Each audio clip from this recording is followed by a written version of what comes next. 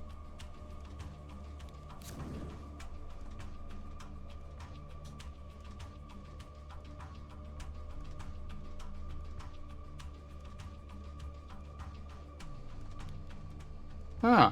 Neat. I am okay with this. This is a good thing.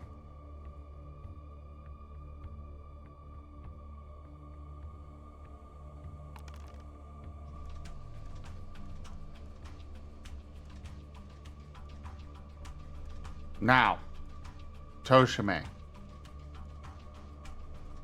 I need you to kill the ogre.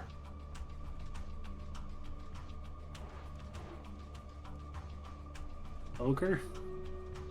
Yes. It's With all 6 ogre strength? for him. Yes. I'll defeat the hatchling instead. Fine.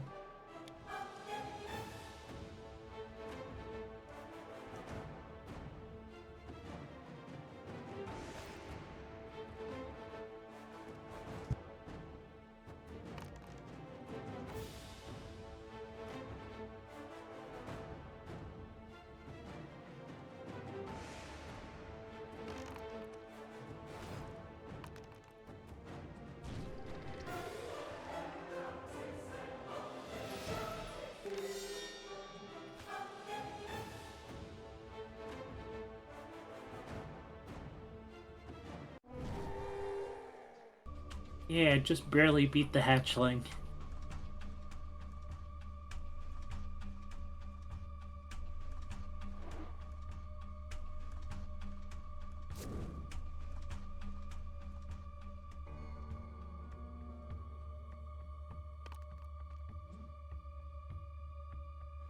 Alright, we're only gonna go for one more Stream Raiders battle this evening, and then we will be calling it.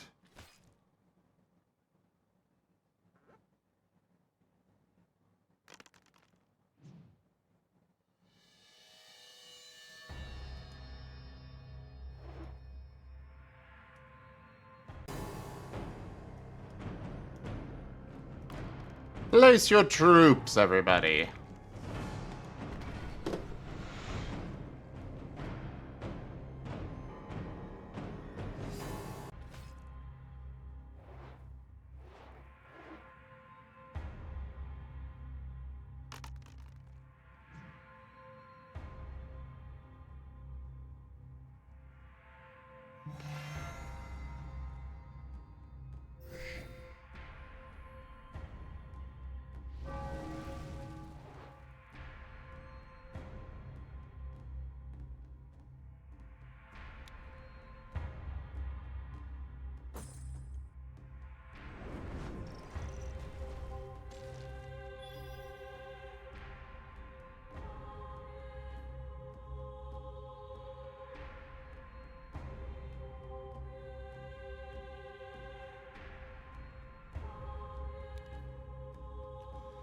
Now, what does this turn hold for me?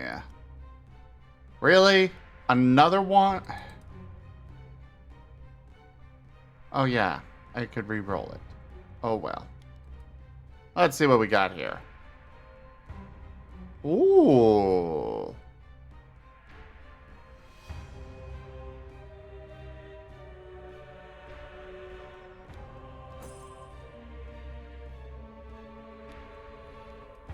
Okay, that works. I'm good with this.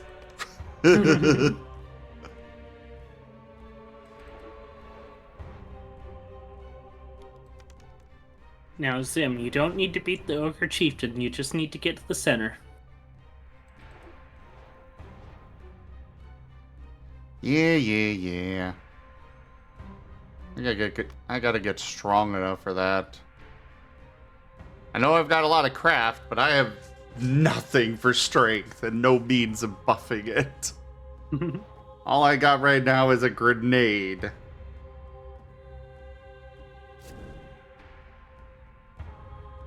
And that's not exactly reliable enough for me.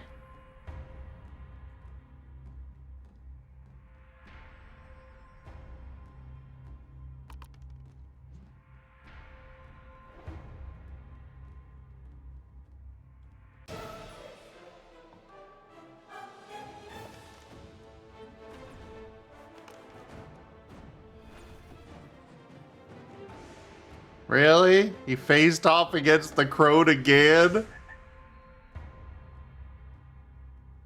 They must like being a toad.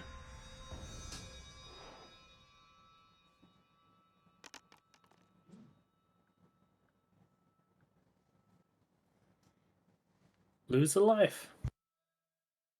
Nope, lose a follower.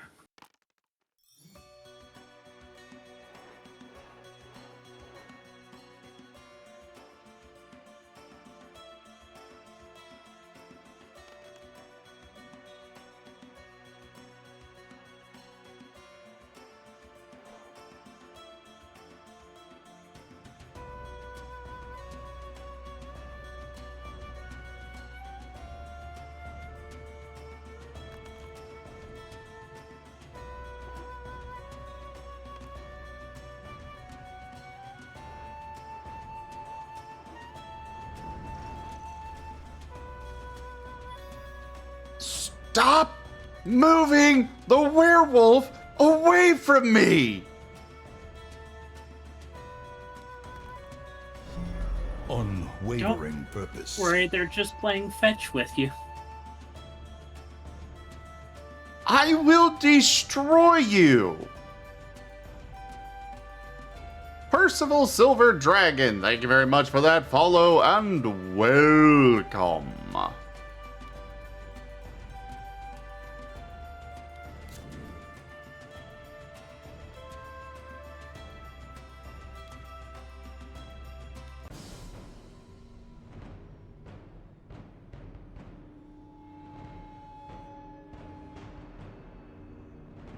Well, I still have the higher score. Oh. Oh.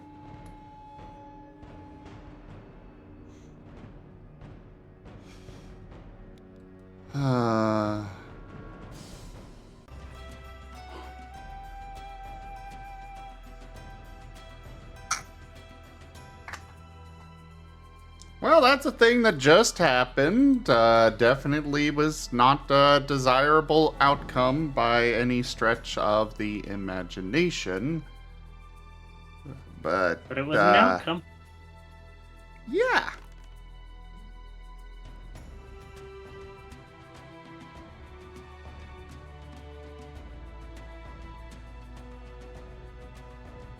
Hello there, Zorro.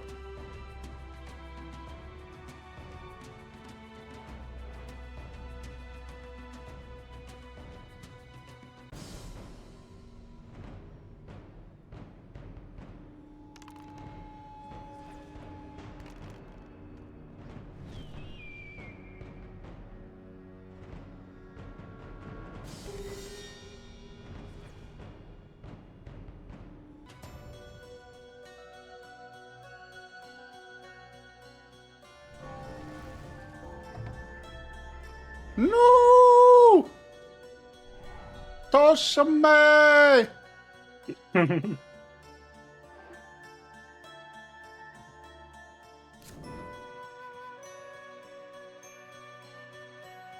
Ooh.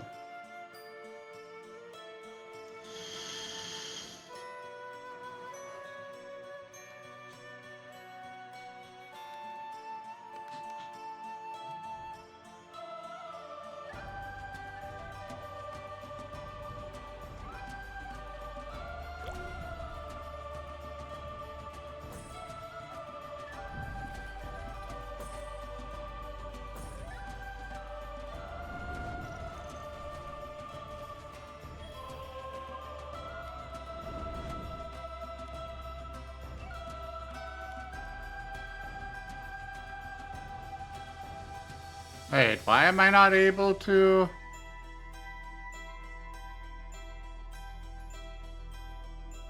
What is going on right now? Select a monster. For what? You got the Sleepy Dragon token, so you're able to take it.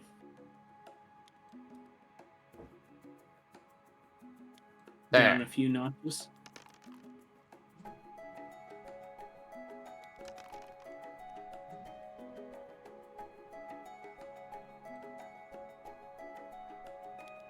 What's here?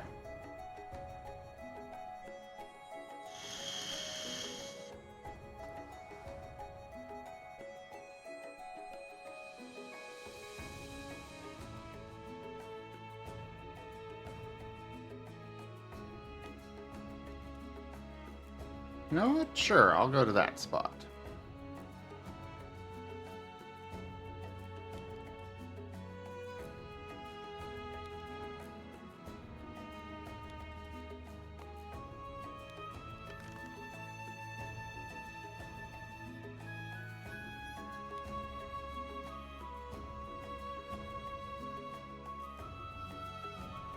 Why didn't I get the follower? I want the follower! What the flip? You didn't need a follower. I don't care if I need it. I want it.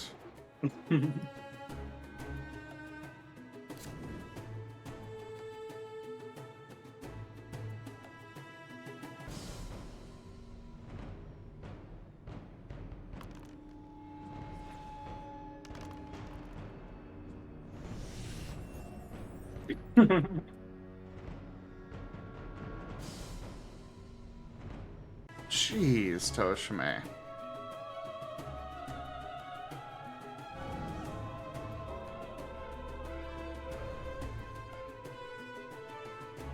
One more experienced death to the counter.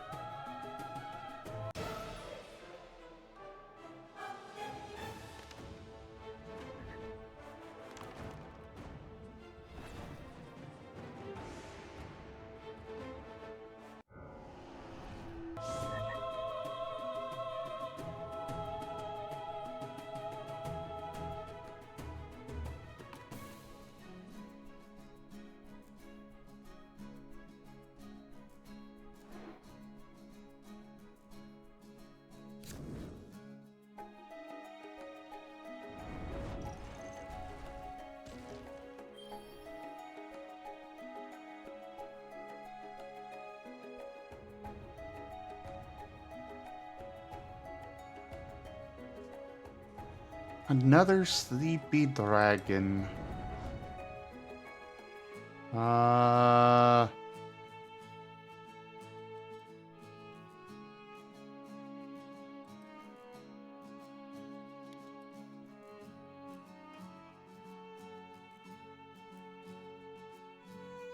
recommend putting the token on a creature that's nearer you, just in case you land on it. Yeah.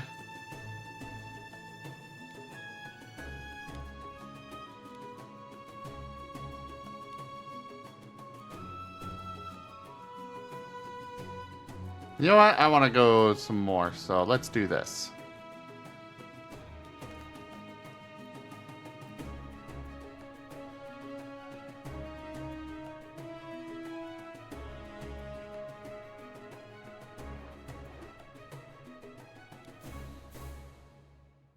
What do we got?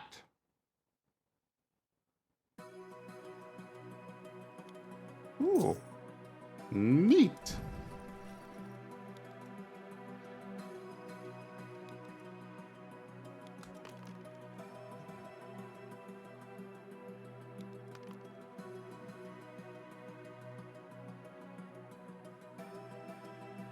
Fuck it. I want to go to the cog.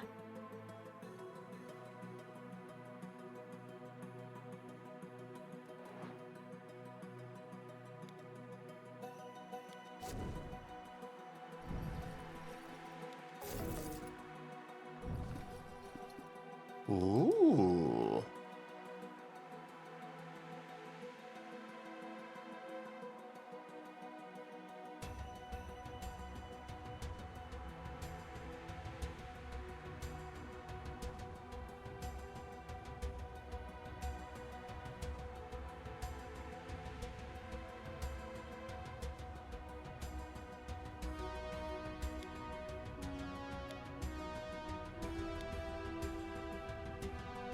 Sure, I can go for this.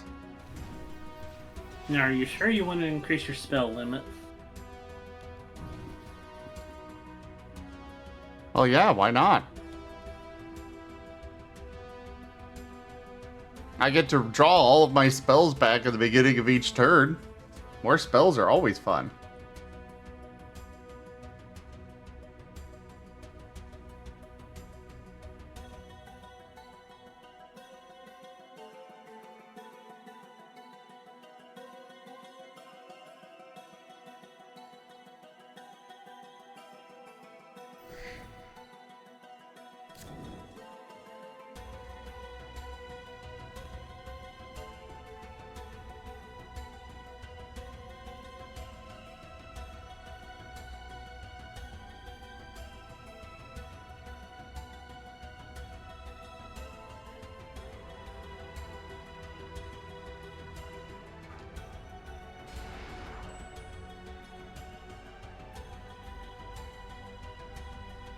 Wow.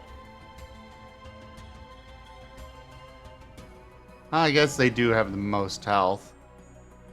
Or had.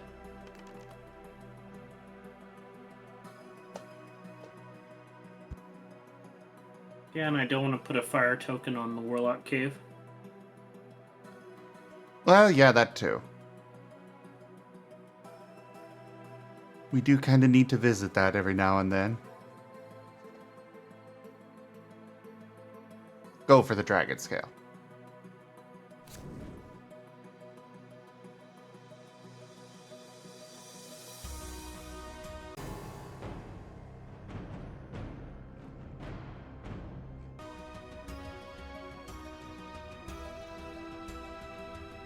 Did you just evade it?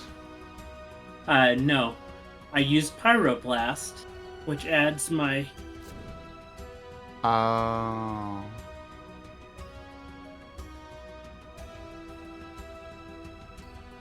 which gave me the achievement, mine is bigger.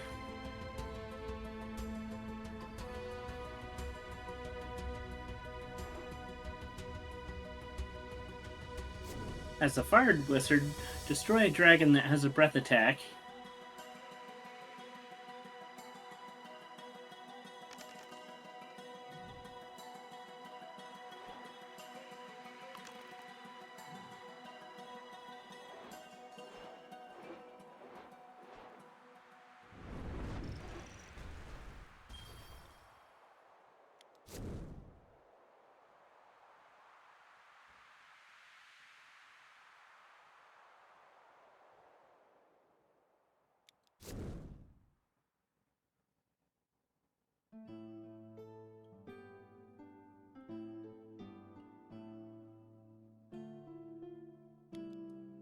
Oh.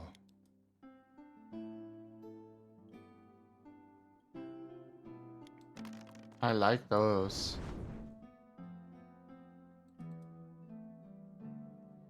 Sure.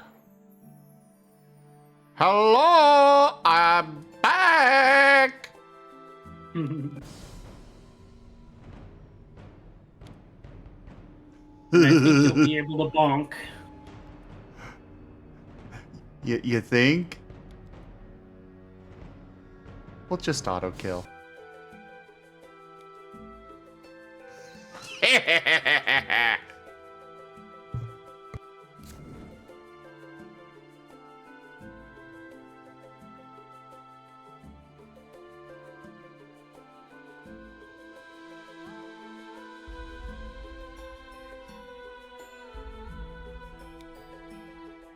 Yeah, I think I'll use it on you.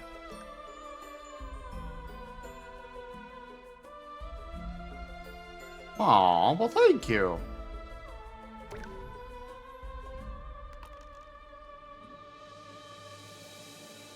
I had glanced up for a moment and saw a toad and was like, why?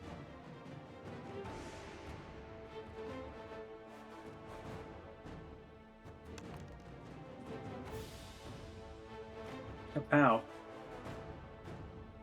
What does the pyroblast do again?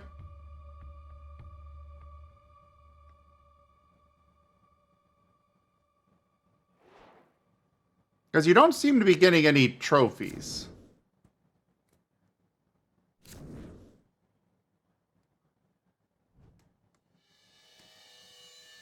Roll 1 die and add to your craft. If your score is higher than the character's strength, they lose 1 life. If the score is higher than the creature's strength, it is killed. Enemies killed cannot be taken as trophies. Ah. And if I lose the battle with the pyroblast,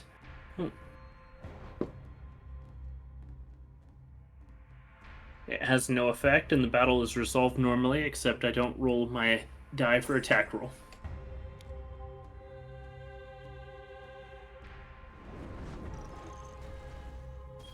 Also, Jaffer, I understand that, but a game that I can only play once does not interest me.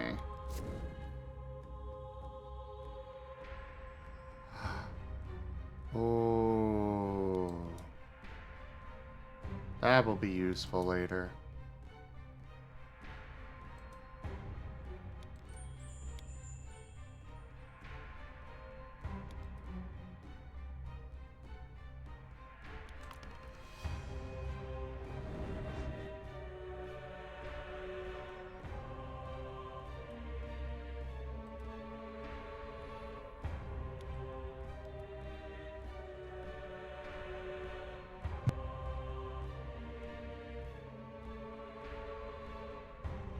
Yeah, the digital version, okay, but... Capitalism, Gip Gap. Capitalism.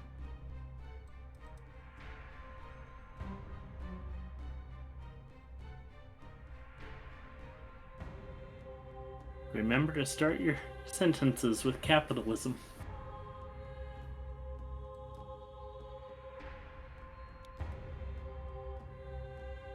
Oh, that's a spirit? Okay. What's over here? Well, I guess I'll take this one. I just want this spell out of my inventory.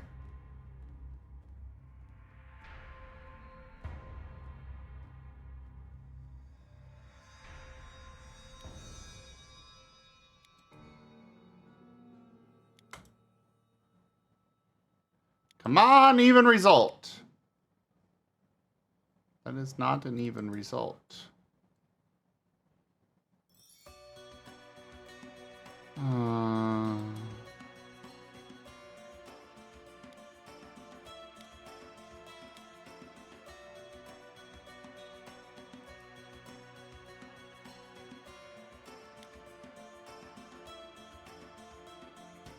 Why not?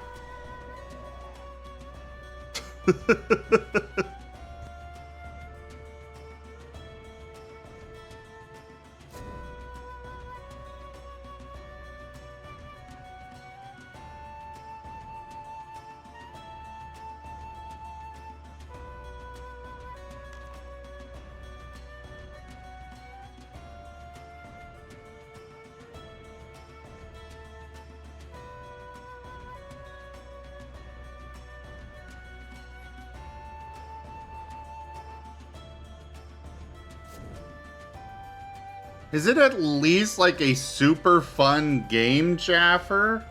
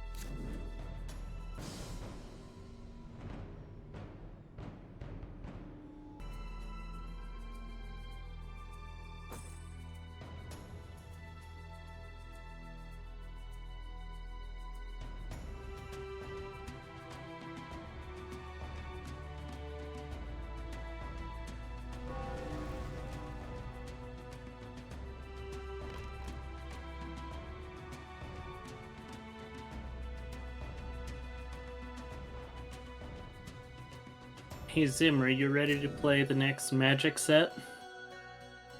I don't do anything with magic.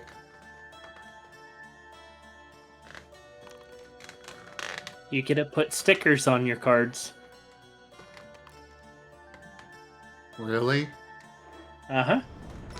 It's the newest unset. The silly set. Oh.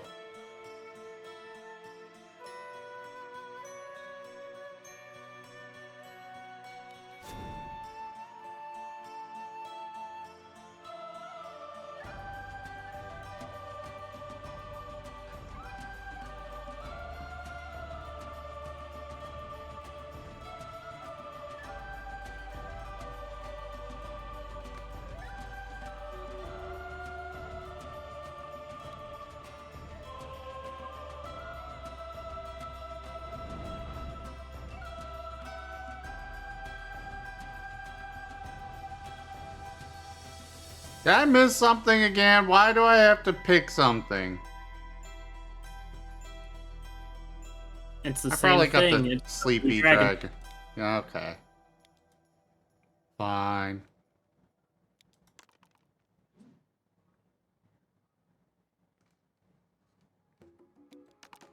I don't like that result. I don't like that one any better.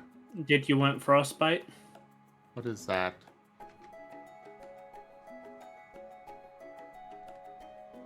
Yeah, I'll take that.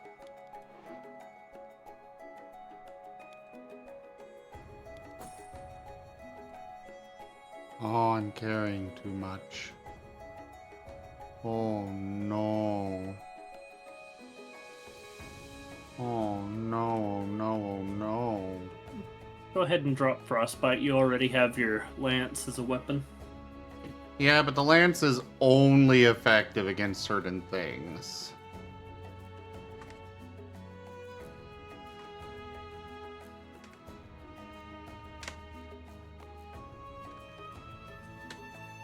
I'm gonna get rid of the treasure map.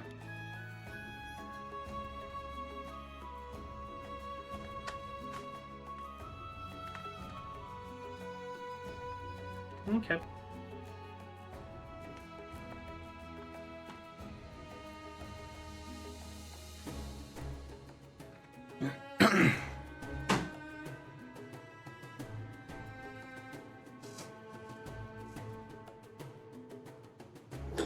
Alright, well, it is that time where I'm going to be calling it for the evening.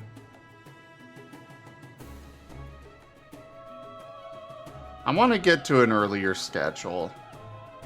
Getting down to this really late time, I don't know, it just doesn't appeal to me as much anymore.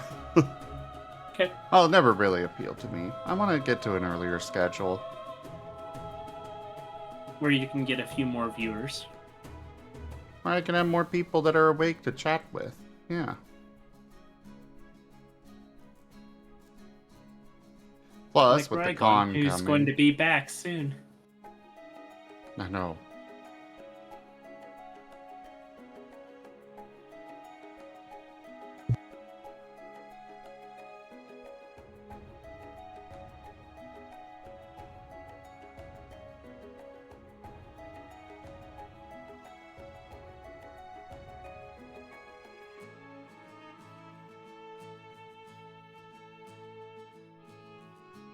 This is about the time that I want to be ending New Year's. But yeah. Also, tomorrow we should be doing at least a little bit of Zomboid. Just so you know.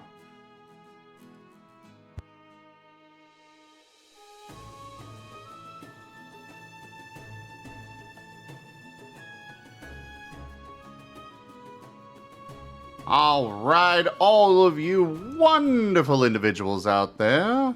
Thank you so much for joining us today for Talisman.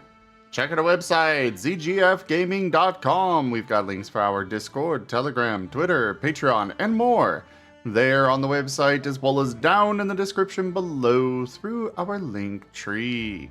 Thank you to my patrons, tippers, and subscribers. It is because of your support that I'm able to continue bringing these streams to you all. I really cannot do this without your guys' help and support, so thank you. Consider becoming a patron over at patreon.com/ZGFgaming.